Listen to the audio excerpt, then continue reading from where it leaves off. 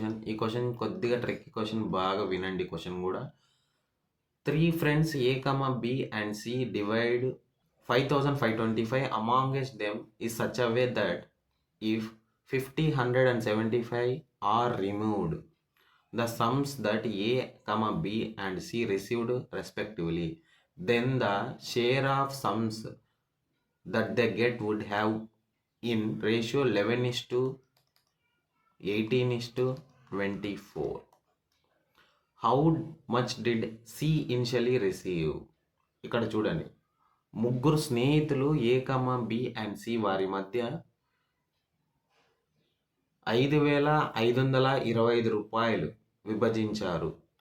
తద్వారా ఏ, B and C అందుకున్న మొత్తాల నుండి 50, 100 అండ్ 75 తీసేస్తే, అంటే 50 రూపాయలు, 100 రూపీస్ అంటే 100 రూపాయలు, 75 రూపీస్ తీసేస్తే, అంటే 75 రూపాయలు తీసేస్తే రెండు కంబైండ్ అవుతున్నాయి. ఏమనుకోద్దండి, నాకు మ్యాక్సిమం ఇంగ్లీష్లో అలవాటు అనమాట.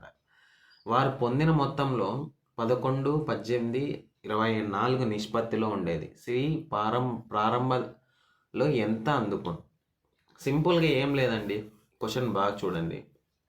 ఓవరాల్గా 5,525 రూపీస్లో మొత్తం ఏం చేశారంట, 50, 100, 75 తీసేశారనమాట. అంటే 50 + 100 + 75 అడిషన్ చేసి ఎంత అవుతుంది? 225 అవుతుంది. 225 తీస్తే ఎంత అవుతుంది? 5,300 అవుతుంది. ఇప్పుడు అసలైన అమౌంట్ ఇది.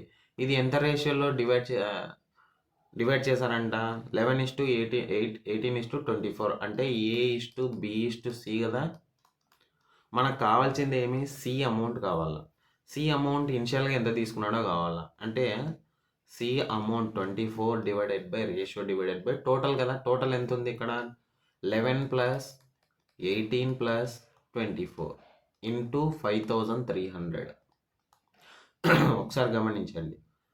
సో 11 + 18 + 24 ఎంత అవుతుంది? 53 అవుతుంది. సో 53 1 జా, 53 100 జా. సో ఓవరాల్గా చూసుకుంటే ఎంత వచ్చింది? ఒకసారి చూడండి, ఎంత రావాలా? 2,400. 2,400 ఎవరు తీసుకున్నారు? సి తీసుకున్నాడు. కానీ ఇనిషియల్గా ఎంత తీసుకున్నాడు? సో ఇనిషియల్గా ఎంత తీసుకున్నాడు అంటే ఇక్కడ ఒకసారి గమనించండి, 75 రూపీస్ దాంట్లో తీసేసారు, మళ్ళీ అడిషన్ చేయడమే కదా. సో అప్పుడు ఎంత అవుతుంది?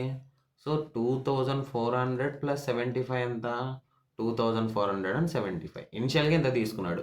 నేను ఇప్పుడు సింపుల్ క్వశ్చన్ చెప్తాను చూడండి.